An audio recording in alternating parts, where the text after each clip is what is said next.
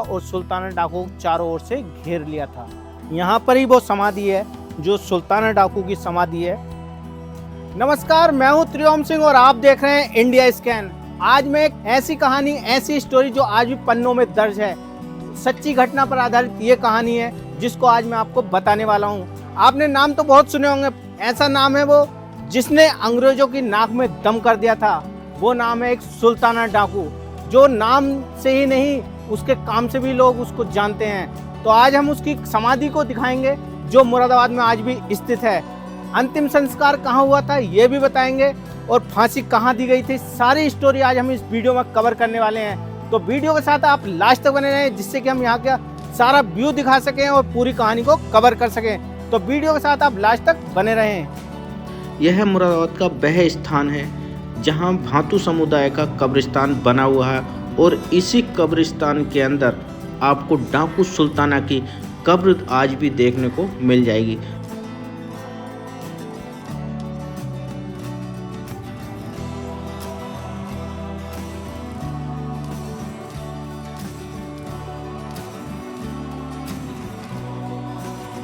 सुल्ताना डाकू कौन था? सुल्ताना डाकू उत्तर प्रदेश राज्य के डिस्ट्रिक्ट मुरादाबाद का रहने वाला था। ऐसा कहा जाता है जो सुल्ताना डाकू था ये भातु समुदाय से बिलोंग करता था। भातु समुदाय महाराणा प्रताप को अपना वंशज बताते हैं। ऐसा कहा जाता है अकबर सम्राट ने महाराणा प्रताप पर चढ़ाई कर दी थी और उनको पराजित कर लिया था। तब वहाँ के लोग समुदाय है ये भातु समुदाय वहाँ से भाग गया था और भारत के अलग अलग राज्यों में रहना स्टार्ट कर दिया था। तो ये कुछ लोग जो है मुरादाबाद में आकर के रहने लगे थे। उनमें से ये एक नाम निकल कर आता है सुल्ताना डाकू, जो 17 साल की उम्र में डाकू बन गया था। सुल्ताना डाकू को डाकू बनने का कारण अंग्रेजों का अत्याचार था। उसके अंग्रेजों के अत्याचार से सुल्ताना डाकू बन गया था। 17 साल की उम्र में डाकू बनना कोई मजाक बात नहीं है। उसने अंग्रेजों के नाक में दम कर दिया था और उनको लूटना स्टार्ट कर दिया था। उत्तर प्रदेश, उत्तराखंड और पंजाब राज्य तक उसने अपना पूरा राज्य इस टाइप से स्थापित कर लिया था कि अंग्रेज उससे कांपने लगे थे। सुल्ताना डाकू ने एक ऐसा अपना नियम बना लिया था, वो अंग्रेजों को लूटता था और उनका लूटा हुआ सामान अपने पास तो रखता ही था पर वो गरीब जनता में भी बांटता था। ऐसा कहा जाता है यदि वो जो भी लूटता था उसमें से लगभग 3.5% वो गरीब जनता में बांट देता था।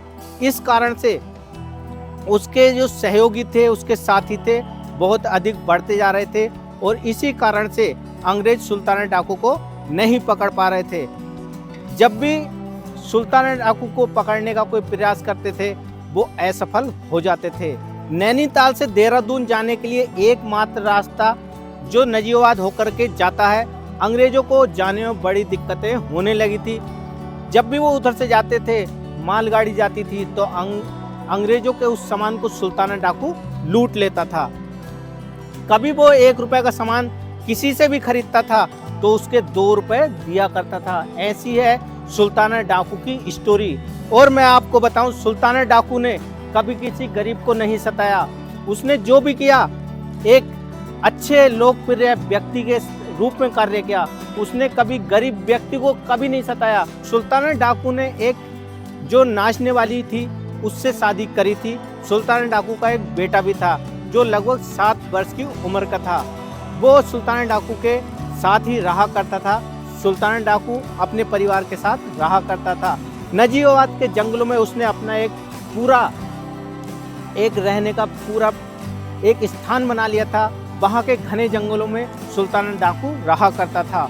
उसने इतना बड़ा एक गैंग अपना बना लिया था डाकुओं का, उसके खिलाफ कोई कभी नहीं जाता था। उसकी अच्छाइयों को देख करके सुल्तान सिंह ने लास्ट डकैती डाली थी जालपुर के सिब्बा सिंह के यहाँ पर एक हवेली है, वहाँ पर डकैती डाली थी। तो सुल्ताना डाकू की इस कहानी से, इस रवैये से अंग्रेज इतने ज्यादा परेशान हो गए थे। ब्रिटिश सरकार ने ऐसा ऑफिसर को नियुक्त किया जिसका नाम था यंग फ्रेडी। जो अंग्रेज अफसर था वो सुल्ताना डाकू को पकड़ सके। उसने आकर के सुल्ताना डाकू के बारे में बहुत ज़्यादा स्टडी की और उसको पकड़ने के लिए नए नए रास्ते अपनाए। उसने उसके साथियों को लालच दे करके उसको पकड़ना चाहा, पर कहा जाता है ना, अपने को अपना ही मारता है। उसके साथ का एक व्यक्ति जो डाकू ही था, वो उस यंग फ्रेडी से मिल गया और लालच में आ गया। उसने पूरी घटना, पूरी कहानी सुल्ताना डाकू की बताना स्टार्ट कर दी। सुल्ताना डाकू को नहीं पता था कि वो इस व्यक्ति की वजह से एक दिन पकड़ा जाएगा। 23 जून 1923 को सुल्ताना डाकू जलालपुर की हवेली से डकैती करके आया था। अपने जो पशुओं का तबेला होता है वहां पर सो रहा था। यंग फ्रेडी ने 300 लोगों की सेना के साथ आ गया और सुल्ताना डाकू चारों ओर से घेर लिया था। और उसके बाद सोते हुए सुल्ताना डाकू के सीने पर जाकर के यंग फ्रेडी बैठ गया था। सुल्ताना डाकू का यह कहना था कि मुझे कोई जीत जी नहीं पकड़ पाएगा, पर यह यंग फ्रेडी ने उसकी जो बात थी उसको झुटला दिया और उसको जीत जी पकड़ लिया था। और हल्द्वानी की जेल जो नैनीताल के क्षेत्र में आती है, उसमें ले जाकर के 7 से 8 महीने तक वहां जेल में बंद करके रखा गया। और यंग फ्रेडी इन बीच में उससे तहकीकात करने के लिए, उससे पूछताछ करने के लिए वहां पर जाता रहा। पर यंग फ्रेडी सुल्ताना डाकू से इतना इम्प्रेस हो गया था, जैसे कि एक दोस्त के साथ में वार्तालाप करते थे, इस तरह से वो वार्तालाप करने लगा था। यंग फ्रेडी ने एक अपनी सरकार को, ब्रिटिश सरकार को एक पत्र लिखा कि सुल्ताना डाकू को फांसी नहीं दी जाए, क्योंकि उसने आज तक एक भी हत्या नहीं की है। ये मैं नहीं कह रहा, जिम कॉर्बेट द्वारा लिखी गई माई इंडिया बुक में आज भी दर्ज है जो ये बात मैं बता रहा हूँ कि यंग फ्रेडी ने साफ साफ शब्दों में लिखा था कि सुल्ताना डाकू को फांसी ना दी जाए, क्योंकि उसने आज तक कोई हत्या नहीं की है। बट सुल्ताना डाकू पर हत्या के ही आरोप लगाए गए थे।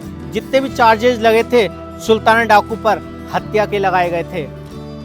और लगभग 1 साल नैनीताल की अदालत में मुकदमा चलते चलते उसको आगरा की जेल में शिफ्ट कर दिया गया। 7 जुलाई 1924 को सुल्ताना डाकू को फांसी दी गई और अन्य 4 उसके साथियों को फांसी दी गई और लगभग 40 सुल्ताना डाकू के साथियों को काला पानी की सजा सुनाई गई, जिससे कि वह कभी जिंदा वापस ना आ सके। जो समुद्र के बीच और बीच स्थान पर एक ऐसी जेल बनाई गई थी जो काला पानी की जेल थी, वहां से कभी कोई वापस नहीं आया था।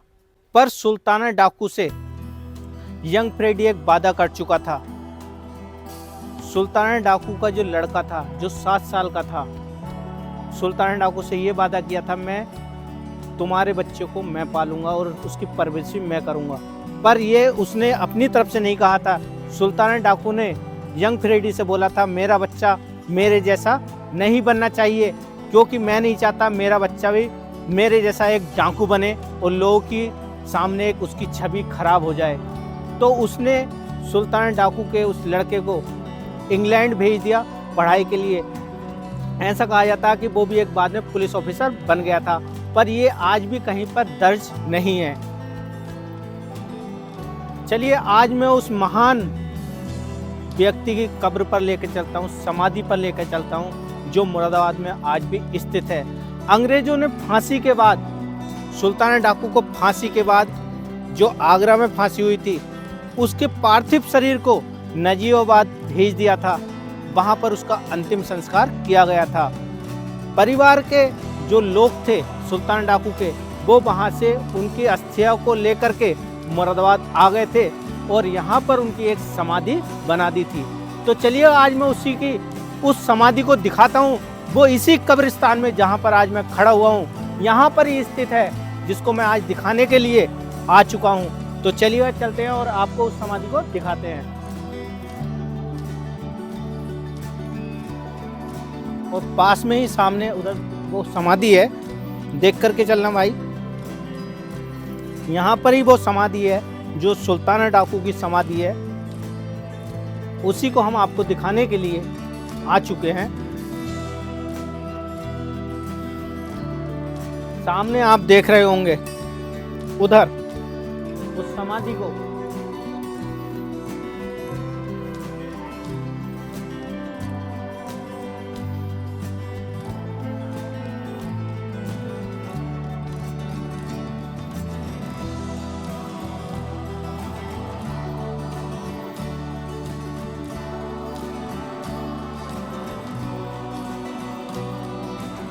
ये वही समाधि है, उसी सुल्तान डाकू की समाधि है जिसको लोग सुल्तान डाकू के नाम से जानते हैं।